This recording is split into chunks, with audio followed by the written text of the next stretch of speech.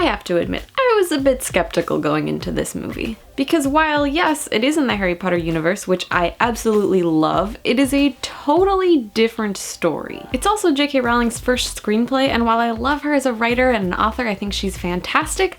Generally speaking, authors do not transition into screenwriters very well. I was afraid it'd be really weighed down with excessive detail and it would just be weird balance because novels are written very differently than movies and I didn't really know if J.K. Rowling could handle it. But I've gotta say, Fantastic Beasts and Where to Find Them was fantastic. I didn't know a lot about this movie going into it, to be completely honest with you. Unlike Harry Potter, where I read all of the books and I knew exactly what I was getting into as soon as I went to the first movie. This is a brand new thing. Totally new. It's not based on a book, really. It's kind of based on a book in the sense that there is a book called Fantastic Beasts and Where to Find Them, but it's literally that. It is a guide of fantastic beasts in the world of Harry Potter and how to find them. And that book is written by Newt Scamander, who is the main character of this movie. So it's a really interesting concept. It's basically about the author of this fictional book about magical creatures. But because that book isn't really a novel or a story, it's just like a bunch of fictitious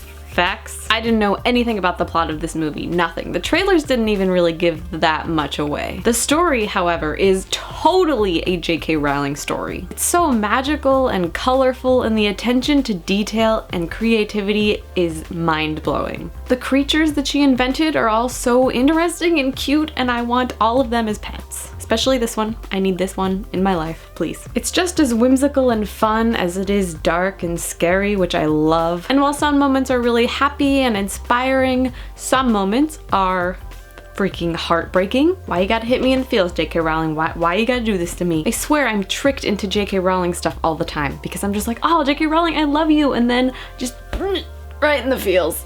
The characters in this movie are so interesting and unique and just the way that they are written is so J.K. Rowling and it's so good. And Newt Scamander, who is played by Eddie Redmayne, is a really peculiar and interesting character and I really didn't expect him to be portrayed the way that he is, but he was a really interesting protagonist that I did not expect. He was very quirky, very awkward, but also very intelligent and very brave. It was a strange combination of traits and I really liked that. But he is definitely nothing like Harry Potter. This is a completely new thing with completely new characters. It's so different. And it also feels a lot more mature than Harry Potter, which makes a lot of sense and I really appreciate that it's like that because Harry Potter is kind of a childish story, at least from the beginning it is. In the later books and the later movies it gets a lot more mature and a lot darker and you kind of grow up with Harry and I feel like the audience of Harry Potter and the people who love Harry Potter really did grow up with it and they started on the Sorcerer's Stone when they were maybe about the same age as Harry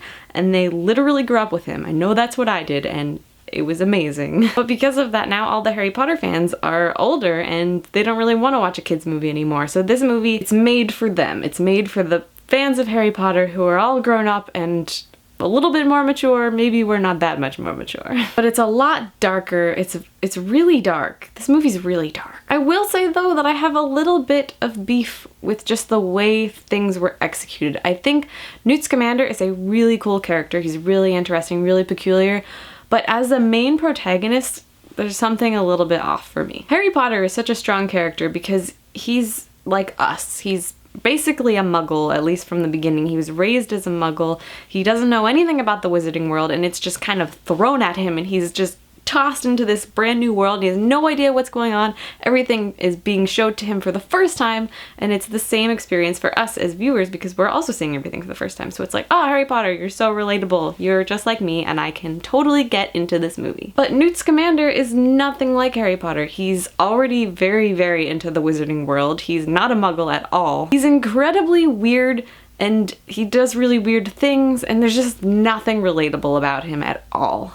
He's kind of like the Willy Wonka of the story. He's like kind of the main character, but then he's kind of not because like Charlie's kind of the main character. And this movie kind of does have a Charlie and it's this fucking guy. This guy is the true MVP. I love this guy. He is the best, my favorite character, hands down in this movie. Oh my god, I love him. He was relatable, he was funny, he held everything together for me. He was so great. And part of me kind of wishes that he wasn't the main character. I kind of wish that he was like the force driving this whole thing because he's like the train that I jumped on and I was like, okay, this guy knows what's up. We're on the same page. I'm gonna follow him and see where it takes me. Ezra Miller also killed it. I'm a huge fan of Ezra Miller. I love him. I love that he is so good at playing really weird, creepy, uncomfortable characters. I don't think he's ever played just like a regular dude. I mean, I'm totally okay with that because he slays. We also get a tiny, tiny, tiny, teeny, teeny, tiny look at Johnny Depp as Grindelwald. Don't get too excited because he's literally there for like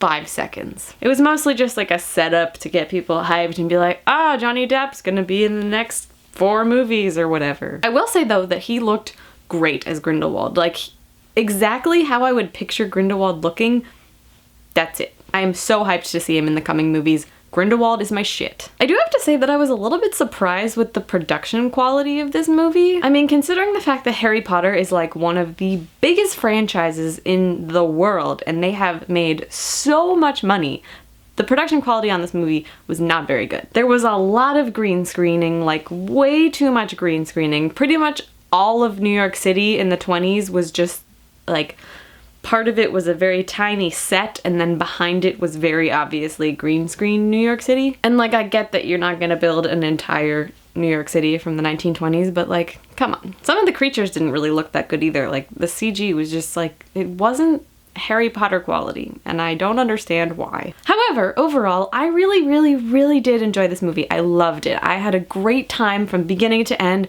I laughed, I cried, I felt literally every single emotion because that is what J.K. Rowling does to you, and it is great and painful. Oh, so painful. Also had some great subtle references to things that any Harry Potter fan will appreciate and recognize. Being brought back to the wizarding world is so awesome. Like, I'm so excited about this because I've missed it. It was a huge part of my life and it ended and I was like, what do I do now? And seeing a whole new side of the wizarding world since we're now in North America is also really, really cool and really interesting. They have a lot of different slang, different words for things. Muggles aren't called muggles. The school's Ilvermorny instead of Hogwarts. It's all very new and very fresh and very cool and I liked it. The characters are beautifully written. Their interactions with each other are really just like enchanting. And the whole plot itself is just really, really, really well balanced. Now, since I did have a few complaints with this movie, I can't give it a perfect score, but I did really, really enjoy it. I had a lot of fun. It was really a magical experience. And so I will give it a 4.5 out of 5. So, Fantastic Beasts and Where to Find Them. Did you see it? Let me know in the comments below what you thought about it. I'm so excited to see the next few movies, and I'm probably gonna go see this multiple times because I'm all about the wizarding world. Sign me up. Thank you guys so much for watching. Be sure to like, comment, subscribe, and share this video. Head on over to aggressivecomics.com for the latest and greatest in geeky news. I'm Steph Koza. I'll see you next time on Rated N.